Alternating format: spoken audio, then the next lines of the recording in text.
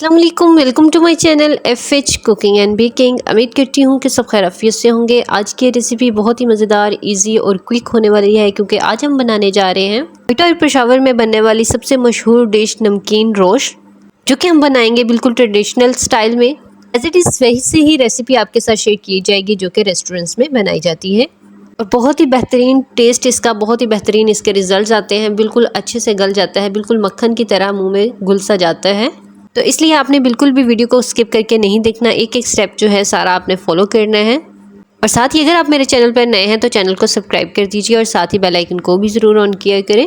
तो चलिए स्टार्ट करते हैं। यहाँ पे मैंने ले लिया है हाफ़ kg मटन जो है यहाँ पे मैंने छोटे पीसेस में लिया है। आप चाहें तो इसके पीसेस जो है बड़े भी ले सकते हैं। उसके बाद इसके ऊपर मैंने सॉल्ट लगाया है। यहाँ पे सॉल्ट जो है आपने 1 टीस्पून आपने लेना है और उसके ऊपर अच्छे से लगा देना है और तमाम जितने भी हमारे पास मीट के पीसेस होंगे उसके ऊपर अच्छे से फैला देना है। उसके बाद आपने ये चीज़ ज़रूर याद रखनी है कि जो मीट है उसके ऊपर पानी बिल्कुल भी नहीं लगना चाहिए। पानी जो है जब आप इसको वॉश करेंगे तो ऑलरेडी जो पानी जो है वो निकाल देना है और साथ ही साथ इसको ड्राई भी कर लेना है। और उसके बाद यहाँ पे मैंने ली है एक मिट्टी की हांडी ली है। इसकी जगह आप दूसरी भी बर्तन यूज़ कर सकते हैं। तो यहाँ पर मैंने ले लिया है नमक लगा हुआ गोश्त और यहाँ पे जो है जब आपने नमक लगाना है तो उसके बाद आपने 30 मिनट के लिए गोश्त को ऐसे ही छोड़ देना है। 30 मिनट के बाद आपने बर्तन में असेंबल करना है। यहाँ पे एक एक करके पीस जो है आपने चारों तरफ जो है बर्तन के अंदर अच्छे से फैला देना है। और यहाँ पे जो है क्योंकि हम बिल्कुल पेशावरी स्टाइल में ही ये नमकीन गोश्त बना रहे हैं तो इसलिए यहाँ पर मैंने बर्तन भी मिट्टी का ही लिया है ताकि इसके टेस्ट में जो है बिल्कुल भी कोई भी कंप्रोमाइज़ ना किया जाए। तो उसके बाद यहाँ पे मैंने लिया है अदरक के जो है 1 इंचेस के आपने पीसेस लेने हैं, बारीक कर लेने हैं और उसको छोटे छोटे पीसेस में कर लेना है। और उसके बाद आपने इसको ऊपर से फैला देना है।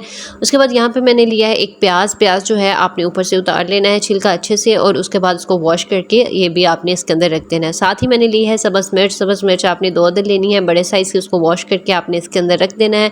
और साथ ही एक जवा मैंने लिया है लहसुन को भी आपने ऊपर वाला जो बारीक छिलका होता है वो रिमूव करना है। उसके बाद उसको वॉश करने के बाद आप लगा देना है, इसके अंदर रख देंगे। और उसके बाद साथ ही हम लेंगे टमाटर के जो है, अगर आपके पास बड़ा है तो आपने 2 पीसेस कट लेने हैं और अगर आपके पास छोटे हैं तो आपने 2 रख लेने हैं। तो यहाँ पे मेरे पास टमाटर जो है एक बड़े साइज़ का था तो इसलिए मैंने इसके 2 पीसेस किए हैं, उसके अंदर लगा दिए। और उसके बाद लास्ट में इसके अंदर ऐड कर देंगे साबुत काली मिर्च जो है यहाँ पे आप 10 से 15 जो दाने जो है वो ले सकते हैं। उसके बाद ये डाल देंगे। उसके बाद बिल्कुल लास्ट में यहाँ पे मैं ऐड कर रही हूँ दही जो है यहाँ पे आपने 3 से 4 चम्मच ऐड कर देने हैं। यहाँ पे आप देख सकते हैं मैंने जो है नमक सिर्फ गोश्त को ही लगा के रख दिया था क्योंकि गोश्त को लगा के रख देना ही इसकी जो स्पेशलिटी है। इसके अंदर दोबारा हम इसके अंदर सॉल्ट ऐड नहीं करेंगे। उसके बाद यहाँ पे पानी का जो है एक बूंद भी हमने ऐड नहीं की। पानी जो है बिल्कुल इसी में से जो टमाटर हमने ऐड किए हैं उसमें से निकलेगा, साथ ही साथ जो दही हमने यूज़ किया है और उसके बाद जो इसके अंदर हमने प्याज यूज़ किया है उसमें से निकलेगा। और उसके बाद क्योंकि हमने नमक ऑलरेडी लगा दिया है तो इसके अंदर से मटन के अंदर से भी अच्छे से निकल जाएगा। उसके बाद यहाँ पर दही ऐड कर देना है और इसकी जगह अगर हो सके तो आपने इसके अंदर थोड़ा सा फैट भी ऐड कर लेना है, जो चर्बी होती है वो भी ऐड कर देनी है। 5% आपने इसके अंदर चर्बी ऐड कर देनी है। और अगर आपके घर में कोई भी कोलेस्ट्रॉल का पेशेंट ना हो तो आपने चर्बी ज़रूर ऐड करनी है, अदरवाइज़ आप इसको स्किप भी कर सकते हैं। वैसे भी बहुत ही ये टेस्टी और लजीज बन जाता है तो इसलिए आपने भी ऐड करने से पहले इस चीज़ का अच्छे से ख्याल रखना है। उसके बाद यहाँ पे मैंने गूंदा हुआ आटा ले लिया है यहाँ पे और उसके बाद इसको मैंने एक राउंड शेप दी है और उसके बाद इसके ऊपर सारा जो है फैला देना है। और यहाँ पे जो आटा आपने लेना है वो कोशिश करनी है कि थोड़ा सा हार्ड हो, नॉर्मल आटे से जो रोटी के लिए यूज़ किया जाता है उससे थोड़ा सा हार्ड हो। और उसके बाद आपने चेक करना है कि बिल्कुल अच्छे से लग जाए। और उसके बाद ऊपर आपने इसको कवर देना है। यहाँ पर आप जो है दूसरे बर्तन का भी कवर दे सकते हैं, स्टील या नॉन स्टिक जो बर्तन जो होता है वो भी आप इसके ऊपर यूज़ कर सकते हैं। तो यहाँ पर मेरे पास मिट्टी का बर्तन है तो इसलिए मैंने इसके ऊपर मिट्टी का ही बर्तन यूज़ कर लिया है। और जब आपने इसको सील करना है तो इस चीज़ का अच्छे से ख्याल रखना है कि थोड़ी सी भी भाप इसमें से बाहर ना निकले, तो इसलिए आपने इसको अच्छे से असेंबल करना है और साथ ही अच्छे से इसकी लेप कर देनी है। उसके बाद जब आपने इसके ऊपर कवर देना है तो एक मरतबा प्रेस करके ज़रूर चेक करना है कि कोई भी इसमें से भाप ना निकले। उसके बाद इसको हमने लो फ्लेम के अंदर 2 से ढाई घंटे के अंदर आपने इसको कुक करना है। और उसके बाद यहाँ पे आप देख सकते हैं 2 से ढाई घंटे इसको कुक करते हो चुके थे। तो उसके बाद हम यहाँ पे एक लेंगे शार्प नाइफ और उसकी मदद से आपने पहले हल्का हल्का सा उठाना है ताकि अंदर से जितनी भी भाप है वो बाहर निकल जाए, डायरेक्ट आपके फेस पे या हाथों पे ना आए।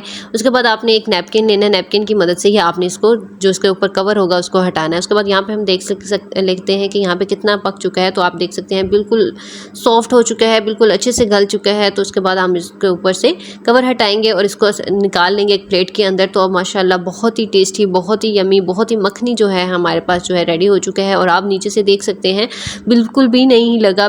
इसके अंदर हमने पानी की एक बूंद तक भी यूज़ नहीं की थी और उसके बावजूद इसके अंदर जो है पानी भी है इसके अंदर जो है। साथ ही साथ इसके अंदर जो फ़ैट हमने यूज़ नहीं किया, इसके बावजूद इसके अंदर जो है हमारे पास ग्रेवी जो बहुत मज़े की इसके अंदर लग रही है। और उसके साथ साथ हमारे पास जो है गोश्त अच्छे से गल चुका है और यहाँ पे जो हमने इसके अंदर स्पाइसेस यूज़ किए थे वो भी अच्छे से गल चुके हैं और इसका जितना भी टेस्ट है, इसके जितने भी जूसीज है वो सारे के सारे गोश्त के अंदर रच गए हैं। उसके बाद आपने एक स्पून लेना है, स्पून की मदद से सारे जितने भी स्पाइसेस हैं उसको अच्छे से दबा देना है ताकि इसके अंदर से जितना भी जूस है वो निकल कर गोश्त के अंदर आ जाए। और ये जो रेसिपी होती है मोस्टली कोयलों के ऊपर ही बनाई जाती है, तो अगर आपके पास कोयले हैं तो आप उसके ऊपर बना लें। तो यहाँ पर मेरे पास जो है गैस अवेलेबल था तो उसके ऊपर हमने बना लिया। तो आप देख सकते हैं यहाँ पे मैं हाथ के साथ इसको तोड़ रही हूँ तो बहुत आराम से जो है निकल रहा है और साथ ही साथ बहुत ही सॉफ्ट बहुत ही मखनी सा हमारे पास जो है ये रेडी हो चुका है। बोटी का जो एक एक पीस है इसके अंदर जो है जितने भी स्पाइसेस हमने यूज़ किए हैं उसका टेस्ट इसके अंदर बिल्कुल बहुत ही ज़्यादा अच्छा लग रहा है। और अब क्योंकि बकरा ईद आ रही है तो इस रेसिपी को ज़रूर ट्राई करें और अपना फीडबैक भी ज़रूर शेयर किया करें। साथ ही साथ इस रेसिपी को दूसरे के साथ शेयर किया करें क्योंकि दूसरों के साथ अपना नॉलेज शेयर करना भी सदका जारिया होता है। वीडियो अच्छी लगी हो तो लाइक भी ज़रूर कर दीजिए। अगली वीडियो तक के लिए थैंक यू। अल्लाह हाफिज़।